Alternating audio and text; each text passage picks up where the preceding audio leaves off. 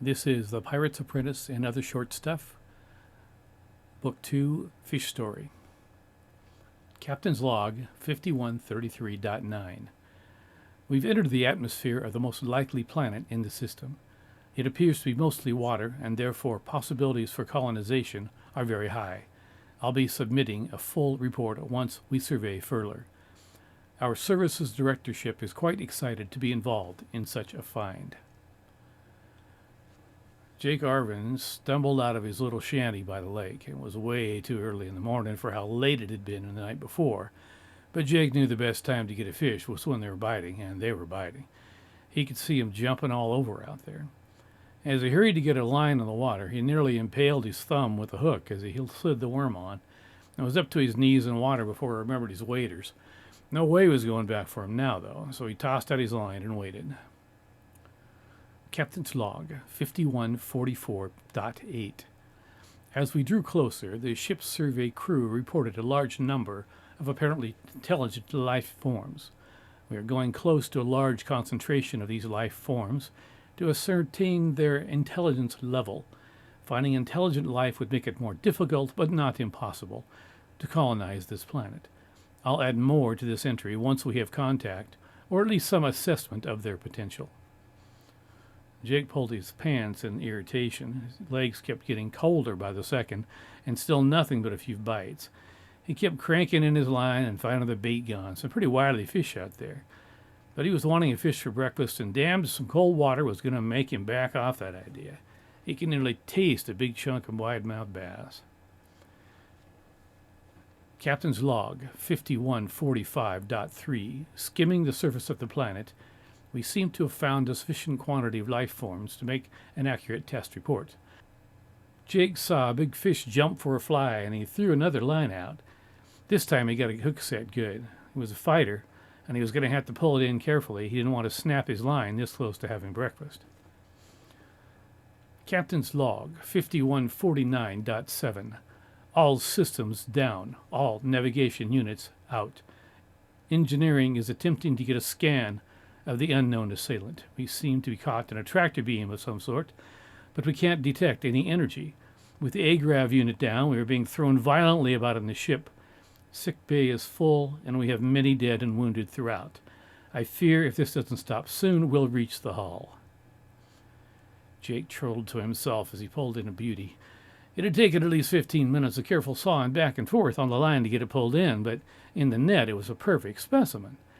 He moved up the bank, flexing his frozen toes. He'd already had the campfire going, so that'd start getting him thawed while he prepped the fire and threw some more wood on.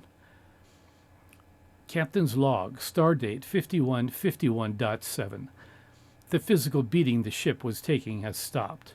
The tractor beam is still in place, but we are unable to do damage assessment.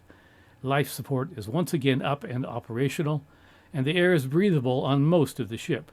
Engineering reports they should have power to the impulse engines in the next 20 minutes. Everyone has done a yeoman's job of getting the ship back online. Jake brought big handfuls of mud up from the river's edge and covered the beautiful fish with a thick coat of it. Baked in the fire for about 40 minutes, she just peel all the skin off the fish and leave the tender meat ready to eat once the dried mud was broken off. Jake's stomach was growling already. Captain's Log 5159.2. Engineering reports that the tractor beam is still in place and shows no sign of lessening. To make matters worse, life support reports that the outside skin of the ship has begun to heat to dangerous proportions. If this continues, structural integrity of the hull will be compromised. Engineering also reports that the impulse unit should be up to at least nominal power in the next few minutes.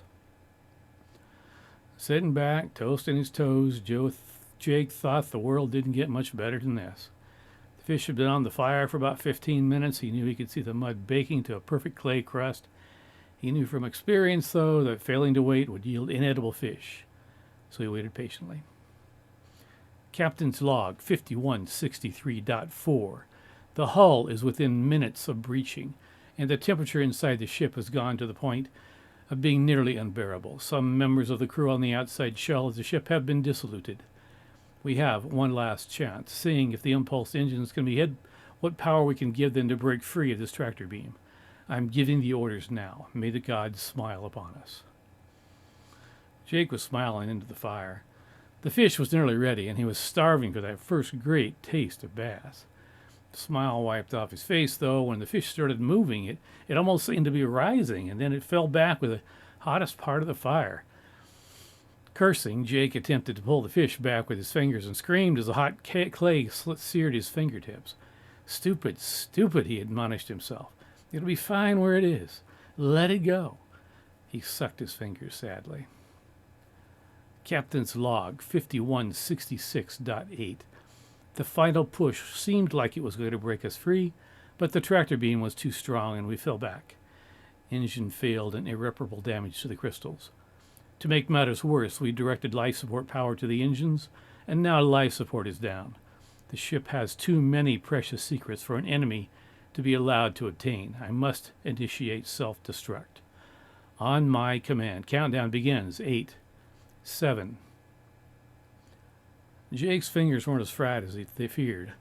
He started hunting around for a nice stick to pull the fish off the fire to cool. They barely touched it, though, when the entire side of the fish blew off, spattering him with a mixture of baked clay and fish skin. He nearly cried. He managed to get the remains of the fish off the side of the fire and let it lie there, damaged side up. It was the strangest thing, as if a tiny pearl of water had built up steam and finally poofed and ruined half his fish.